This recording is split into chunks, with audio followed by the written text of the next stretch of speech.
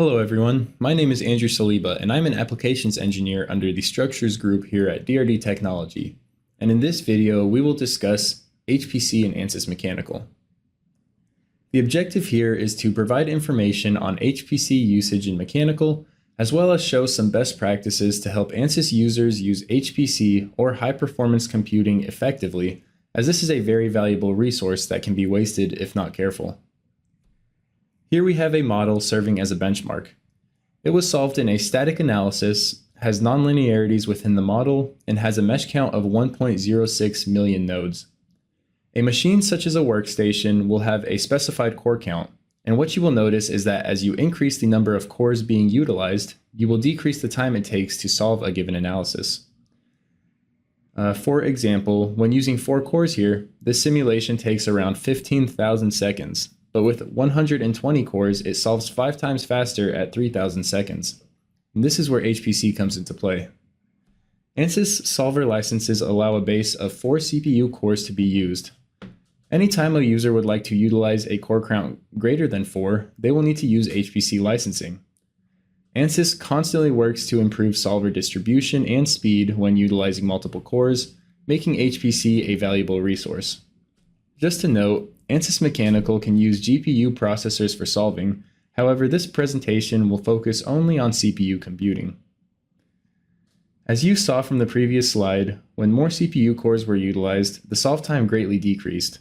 Every solve except for the first required high-performance computing or HPC, and there are 2 types of HPC licenses. HPC Packs, which are more efficient for large core counts, and HPC workgroups that are typically better used with lower core count solves. Going more in depth for the workgroups, this is comprised of individual cores that can be divided up amongst many users. To explain the flexibility of HPC workgroups, let's say we have a workgroup 64 that is comprised of 64 individual HPC licenses and that it's supporting a company of 100 simulation engineers. There are a lot of possible configurations, and the maximum here is that 64 users all get 1 HPC license and can solve with 5 total cores. This accounts for the 4 base cores and the additional core from the HPC license. Now let's say we have one user that uses all 64 HPC licenses. He will be able to solve with 68 cores, but his 99 other colleagues are stuck solving with 4 cores. Additionally, if we have 2 users each requesting 32 HPC workgroup licenses, they will be able to solve with the 4 base and 32 additional cores at a total of 36, leaving 98 of their colleagues to solve with 4 cores. To go more in depth, we will show 3 scenarios with a workgroup 64 and 3 mechanical users. In scenario 1, user A grabs 22 tasks, user B grabs 21, and so does user C. With their 4 base cores, they're able to solve with 26 and 25 cores, splitting them effectively. In scenario 2, user A will grab 44 tasks, user B will grab the remainder 20 individual licenses, leaving user C with 0. In this case, user C is only able to solve at the 4 base cores, whereas users A and B can solve at their elevated core counts. In the final scenario, user A will grab all 64 of the individual licenses, leaving users B and C to have none. So overall, this shows that using workgroups can give you a flexible configuration where users can grab from any available license. HPC packs work differently, in a sense that they are stackable. In this case, you have a much greater benefit when using packs on the same machine versus distributing them. This formula is used to calculate the number of licenses enabled by a given number of packs. H represents the number of packs, and the 4 added at the start represents the base cores given with each license. Although it seems a little confusing, this formula essentially gives 8 licenses for 1 pack and multiplies by 4 for each additional pack. For example, 2 packs would be 8 times 4 to get 32 and add the additional 4 to get 36. 3 packs would be 8 times 4 times 4 to get 128, and the additional 4 would get you to 132, and so on. Now let's say we have 2 HPC packs and we want to use them on 1 computer. This will allow one user to use the base 4 cores and additional 32, totaling 36. If there are multiple users, they will only have access to 4 cores. If we spread them out instead, a maximum of 2 users will be able to use their 4 cores with an additional 8. So each user will be able to solve with 12 cores. To go more in depth here, we will show 3 scenarios that include 8 HPC packs and 3 mechanical users. We will also say that they have access to a 1032 core cluster. So in scenario 1, user A will grab 5 packs, user B will grab 2 packs, and then user C will be left with 1 pack. In this case, user A is able to solve with 2052 cores, user B will be able to solve with 36, and then user C will be able to solve with 12. The issue here is that user A is solving with 2000 cores and only has access to a 1032 core cluster, and this means that they will be wasting 1000 cores. In scenario 2, user A and B will both grab 4 packs, leaving user C with 0 packs. In this case, users A and B will be able to solve with 516 cores, and they will be able to fully utilize the 1032 core cluster. In the final scenario, user A will grab 3 packs, user B will grab 3 packs, and user C will only have 2 packs. In this case, although they are not able to solve up to 500 cores, all users are able to solve with an elevated core count and make use of the cluster. So overall, you can see that packs are very beneficial when used on the same machine, but can also be distributed to maximize the usage of a given machine. We will now go over some best practices of which HPC licenses to use. Workgroups are great when you have small core count capabilities in your solves, and HPC packs are great when you are using high core count machines such as a cluster. Let's say you have a combination of workgroups and packs at your company, specifically a workgroup 64 and 8 HPC packs. In this example, you and your colleagues have workstations with 8 performance cores and have access to a 1000 core cluster. The rule of thumb here is to grab licenses from a workgroup if you are solving on local hardware, such as a laptop, and to grab licenses from packs if you are using the cluster.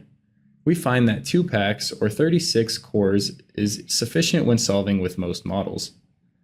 HPC licenses are very valuable and should be distributed efficiently to ensure all machines are running as quickly as possible. If someone in this example checked out an HPC pack with their 8 cores, they would not even be able to fully utilize the 12 cores from the pack. Instead, checking out 4 cores from a workgroup would allow the user the same capabilities, saving the packs for larger runs on the cluster.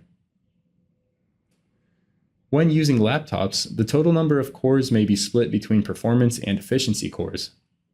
When checking out HPC licenses, we find that performance cores provide great time savings, whereas efficiency cores still check out licenses, but with smaller benefits. To show how to determine a system's performance core count, we will use an example of this Intel i7 machine with 16 cores and 24 logical processors. You can find this information with many ways, one of those being the CPU performance settings in the task manager. You can simply subtract the total amount of cores from the logical processors, so in this case you have 8 performance cores, 4 being beneficial to check out with HPC licenses. We will now go over a demonstration of controlling which HPC license gets checked out, as well as choosing specific core counts in Mechanical. In order to choose which HPC license you would like to utilize, you need to first open the license settings application for your specific version. We always recommend right-clicking and running this application as administrator if possible. Once you are here, you will go to the HPC priority here under License Preferences. This is what the screen will look like if you have workgroups and packs. In my case, I have an HPC workgroup listed here as Ansys HPC, and some packs listed here as Ansys HPC Pack. You can drag and drop these to reorder them so that the desired license is located at the top. The way the priority system works is when you check out more than 4 cores to utilize HPC, it will always check the top option first and pull any available licenses. If all the licenses are checked out, it will roll to the option below. If you want to prohibit the use of a specific HPC license, you can click the check mark to disable it. Finally, when you have this configuration set up as desired, you can click this Save button to keep the preferences saved. Here in Mechanical, we have a model of a gearbox housing and we have meshed it with around 2 million nodes. Although our model is fully linear, we would still like to increase our core count to decrease solve time.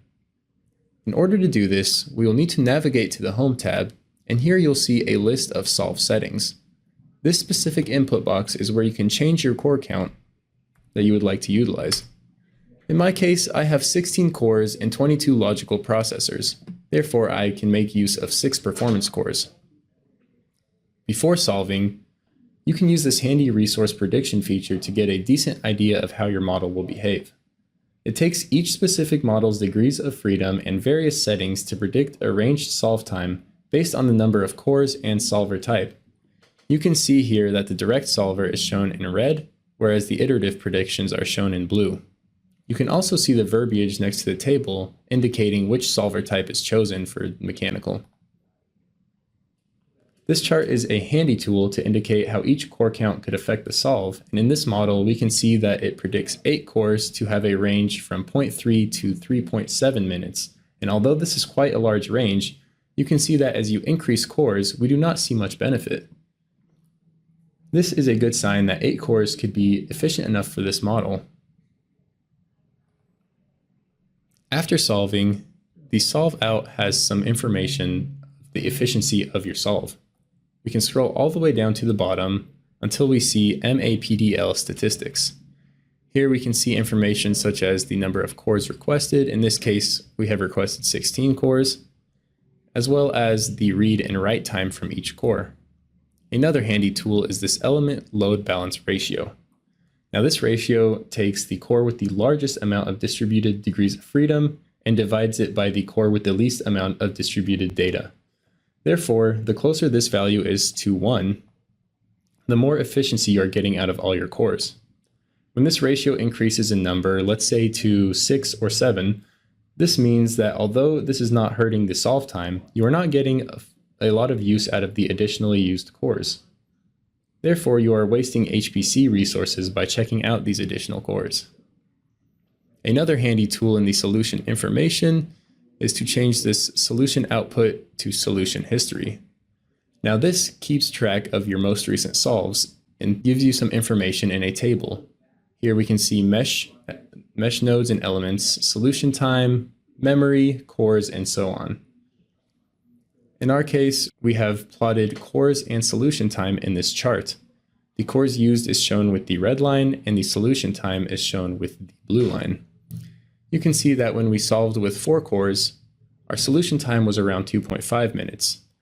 And whenever we increased to use our performance cores, or 2 HPC individual licenses, we can see our time dropped to around 1.78. This is quite a great time savings just between these 2 cores. For our final plot here, we have solved in 16 cores using our 6 performance cores and 10 efficiency cores. As you can see, there is a drop in time, but it is very minimal. Therefore, as we mentioned earlier, the use of efficiency cores, although might not hurt your solve time, will not be very helpful and will just use up, in our case, 10 extra HPC licenses. We typically recommend solving your models at least 2 times to get a good idea of how many cores is most efficient for your model. Overall, Ansys offers 2 types of HPC licenses: Workgroups, which are efficient for low core count solves, and HPC Packs, which are better for high core count solves. HPC is a valuable resource, and we have discussed how judicious selection of core count and license type can enable much more efficient and cost-effective use of this valuable resource. Thank you for watching. If you found this video helpful, make sure to leave a like and check out some of our other YouTube videos. You can also visit our website to see more Ansys content in the form of webinars and blogs.